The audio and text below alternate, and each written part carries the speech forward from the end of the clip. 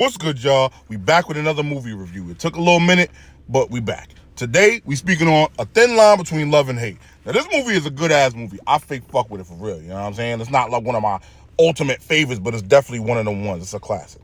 So, without further ado, let's get into it. First, we're going to start off with Darnell. That's Martin's character. That's his name, Darnell Wright. But, real quick, I just want to point this out. This motherfucker was the reason for all his problems, issues, all that. This nigga caused every last one of his problems in this movie, B. Word. But we gonna get to that. This motherfucker, he's a cool dude, real chill, you know what I mean? Like a ladies' man, playboy, you know what I mean? That's who he was, you know what I mean? In the movie and all that. Now, he really loves his moms and all that. Like, you know, he be sneaking money in his mom's purse and shit like that. You know what I mean? Try to protect his little sister and all. He be looking out for her. He just do the right thing. He's a cool dude, you know what I mean? Like, he just got to be humbled a little bit when it comes to the ladies because he do a little too much, if you will. Next, we got T, played by Bobby Brown. You know what I mean? Now, this is supposed to be Darnell's, like, best friend type shit. So they both playboys, you know what I mean? Like, on some pimp shit. You know what I mean? Just getting, you know what I mean? Getting all the women and all that. Ladies, men, you feel me? So they basically like the same person, low-key. Real quick, I want to add, Bobby Brown's character was really, really necessary in this movie, bro. Like, he wasn't like a natural born top actor or nothing like that, but he was definitely needed in this movie. Like, his theatrics, the funny shit he was doing, like, the camaraderie he showed with Martin or whatever on the movie set. Bro was definitely needed in this movie, in my opinion. Next, we got the legendary Della Reese. She basically plays as Darnell's moms on the movie and all that. You see what I'm saying?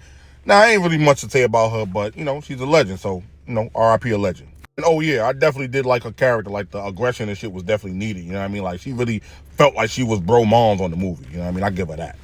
Next, we got Darnell's little sister. Now, excuse me because I forgot her name, you know, in real life. But this woman right here, I swear to God, bro. Black don't crack. Sis was like 40 doing these damn teenage roles. It's like, yo, how do you stay so young? Like, what is she drinking? Is she drinking water? Like what is she doing? She putting like sugar inside the water? Like, what is she doing? She got to be doing something. Because ain't no way this chick is like fucking pushing 50 and she be playing as a fucking young ass kid. That's insane. Apologies because I did forget her name in real life. But like I said, shout out to her because, yo, she be getting gigs. She be holding these roles down.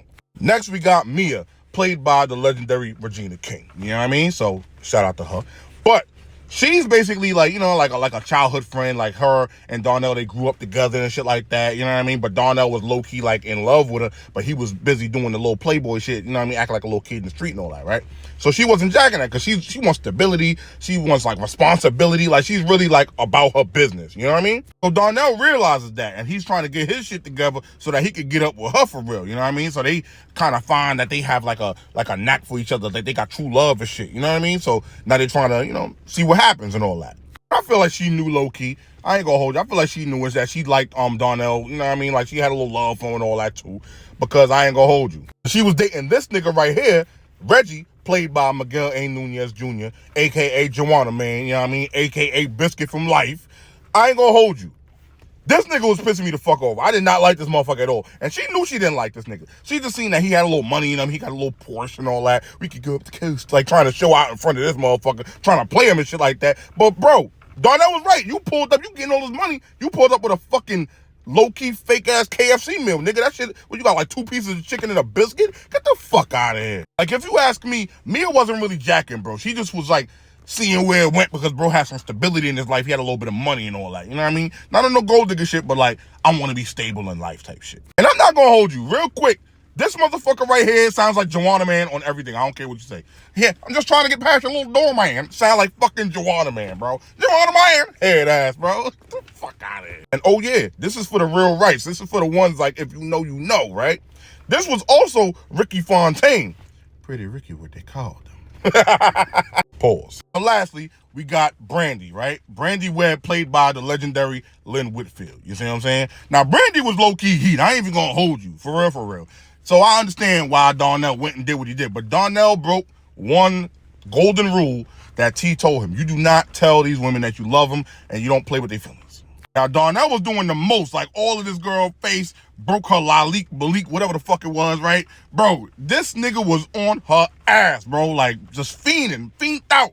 Now, he's just trying to pretend like, you know, I'm serious. I want to love you. And all that other extra shit, right?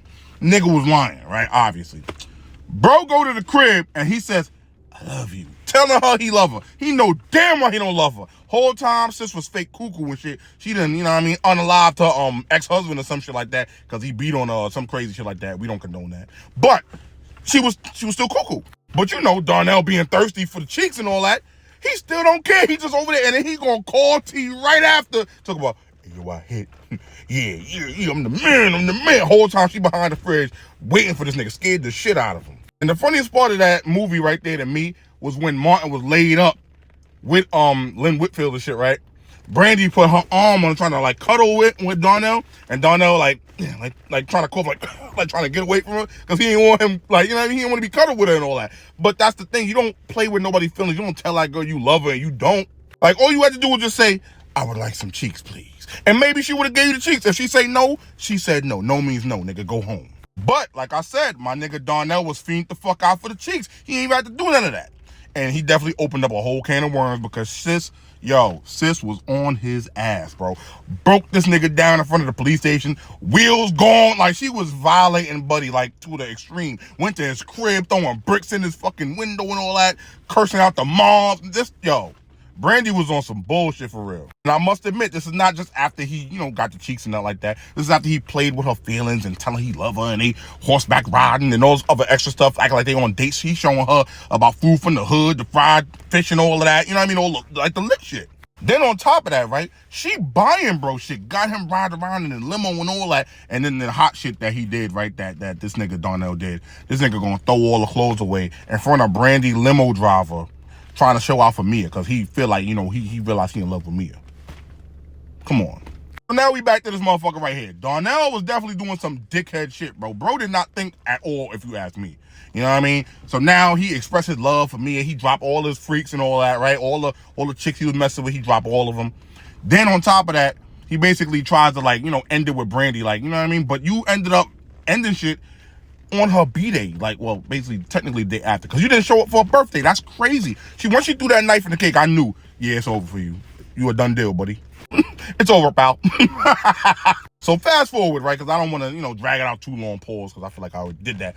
But this motherfucker ends up, getting tied up and shit like that, basically held hostage and shit in Brandy crib. Brandy beating the shit out of him, you know what I mean?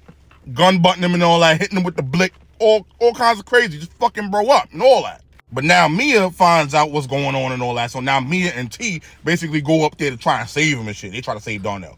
But I ain't gonna hold you. Brandy knocked the shit out of T. I ain't gonna hold you. My nigga Bobby Brown saying every little step he take, that nigga was not taking any steps further. Boop, right in the back of his head. That nigga was on the ground. Knocked the fuck out. It was over for him. So now, right, Mia go up there, you know what I mean? She acting like she fake scared, but you can tell she ain't scared because she from like the Air Force and all that, you know what I mean? She built like that. But then they end up basically jumping out the window. I don't know how that end up happening. They fighting and shit, tussling or whatever.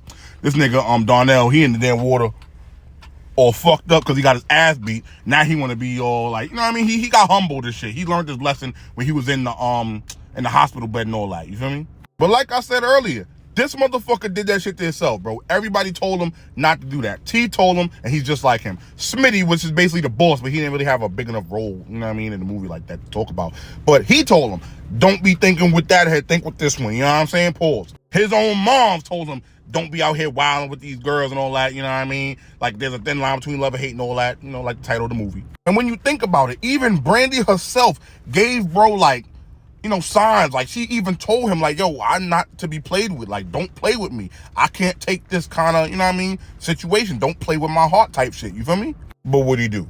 Still play with her feelings. This motherfucker did not think. He did not listen. He didn't give a fuck. He just thought that he was just like, God almighty or some shit, thinking he can't get touched. But all in all, I like this movie. This is a real classic, right? I really fuck with this movie heavy, you know what I mean? It's not one of my favorites per se, but it's definitely a good movie. Like, if I see it, I'm gonna definitely sit down and watch. If you have seen this movie, go check it out again. It's a classic. But if you haven't seen this movie, like you never seen it, go check it out. It's definitely worth the watch. It's not trash and none of that, you know what I mean? It's definitely a good watch, you know what I mean? In my opinion, I fuck with it heavy. Moral of the story is, don't play with nobody's feelings. Men, woman, male, female, whatever you want to say, don't play with nobody's feelings. But at the end of the day, Brandy was not as cuckoo as we think she was. You know what I mean? She wasn't as crazy as it seemed like she was. You see what I'm saying? She had her feelings played with. She retaliated. It's just that simple. You see what I'm saying? Don't play with a girl feelings. Simple as that. You shouldn't have been fucking with her.